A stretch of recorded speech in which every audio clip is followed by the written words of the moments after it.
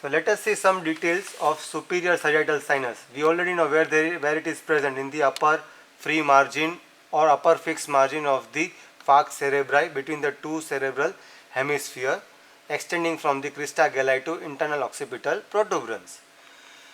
What are the important features of the superior sagittal sinus?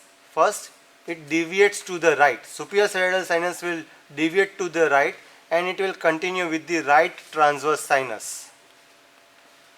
It is triangular in cross section. If we take a coronal section of the superior sagittal sinus, we will find that it is triangular in section, and it has the projections of the arachnoid matter within the sinus, that is called as the arachnoid granulations, which projects into the lumen of the superior sagittal sinus. Let us see it in diagram. So this is the schematic diagram of the coronal section of the superior sagittal sinus. This is the bone, the vault of the skull, the endosteal layer of the dura mater. This is the meningeal layer of the dura mater. Now I am going to show very simplified form which are the important structures in the venous sinuses here. So this elevation, which is the continuation of the dura arachnoid mater, this is the arachnoid mater which goes inside the lumen of the superior sagittal sinus and then forms an elevation that is called as the arachnoid granulations. This is a very important site for the reabsorption of cerebrospinal fluid. The cerebrospinal fluid, which is circulating in the subarachnoid space, drains excess, or you can say the unnecessary or unwanted amount of the cerebrospinal fluid is drained into the superior sagittal sinus through arachnoid granulations. Apart from it, it receives the openings of the diploic veins as well as the emissary veins. So this is the internal structure of the superior sagittal sinus. Main important one is the arachnoid granulations, which are the important site for the reabsorption of the cerebrospinal fluid which is circulating in the subarachnoid space.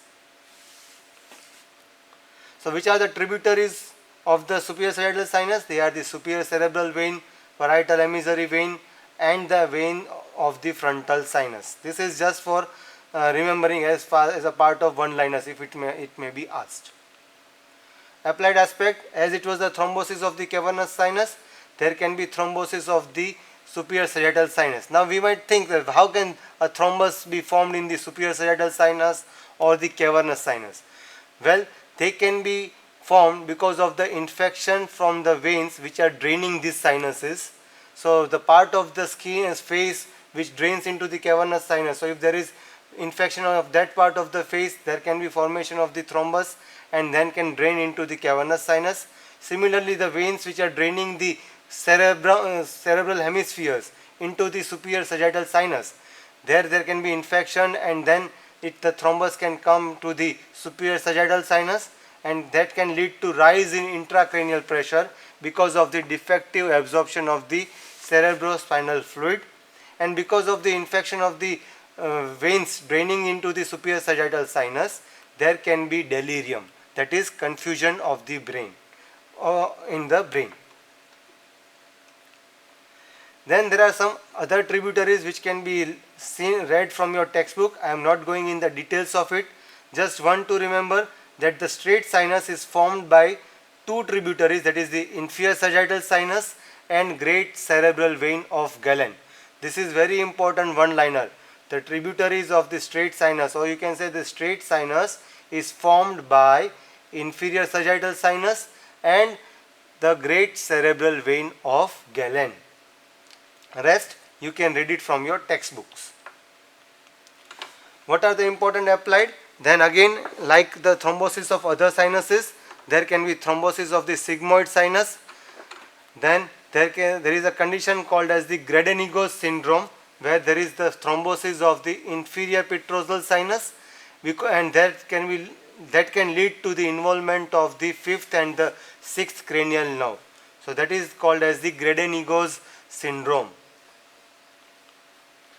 So now let us see all the sinuses all together and see how they are arranged. This is the schematic diagram of all the venous sinuses with some important tributaries of only one side. So here in the falx cerebelli we have got the occipital sinus. In the upper margin of the falx cerebri we have got the superior sagittal sinus. In the inferior margin of the falx cerebri we have got the inferior sagittal sinus. Now we can see the inferior sagittal sinus here. This is the great vein of Galen.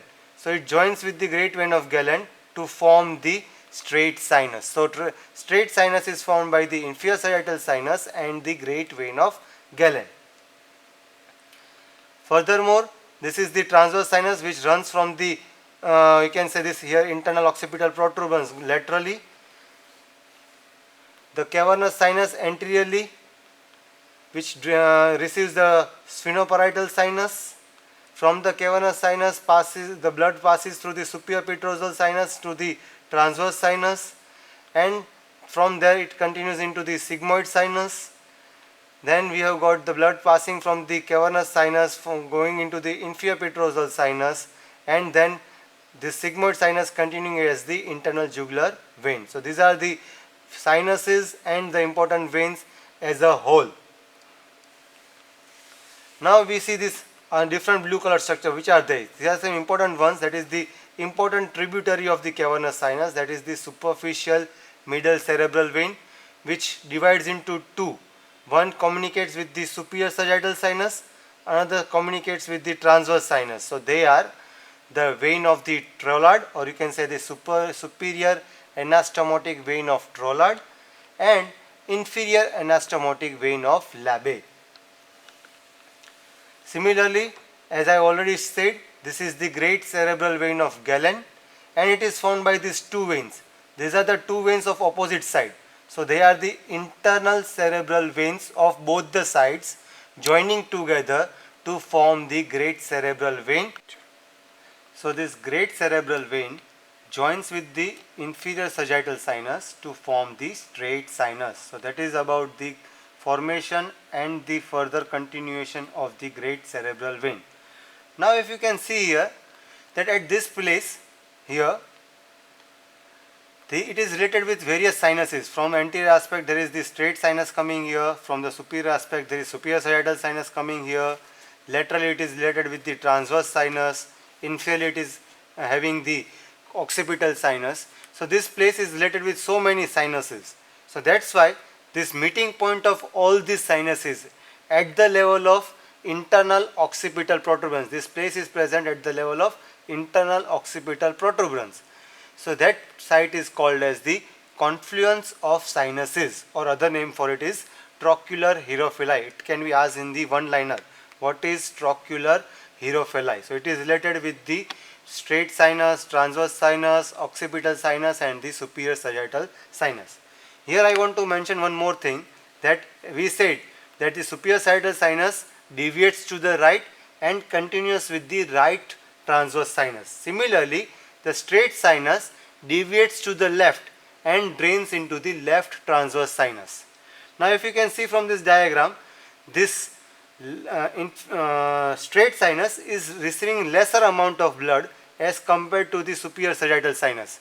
The superior sagittal sinus is draining the supralateral aspect of the brain and also from the medial aspect of the brain and various other places. So major amount of the venous drainage from the brain goes through the superior sagittal sinus, and hence the superior sagittal sinus is continuing with the right transverse sinus. That's why the right transverse sinus is relatively thicker or larger as compared to the left transverse sinus, which can be asked in the one liner. That's why you should remember. So now just let us revise it fast. What are the various sinuses, important sinuses? Here there will be the location of the cavernous sinus. From there this is the superior petrosal sinus, this is the transverse sinus, both joining together continuing into as the S-shaped sigmoid sinus, and this inferior petrosal sinus and the sigmoid sinus after passing through the jugular foramen, which is present somewhere here. So here there will be the internal jugular vein. Then the cavernous sinus of both the sides are being communicated by the anterior and the posterior intercavernous sinus. Here on the clivus there is presence of the basilar venous plexus, and along the internal occipital crest here there is presence of the occipital sinus. So these are the major dural venous sinuses. The superior and the inferior are present in the falx cerebri.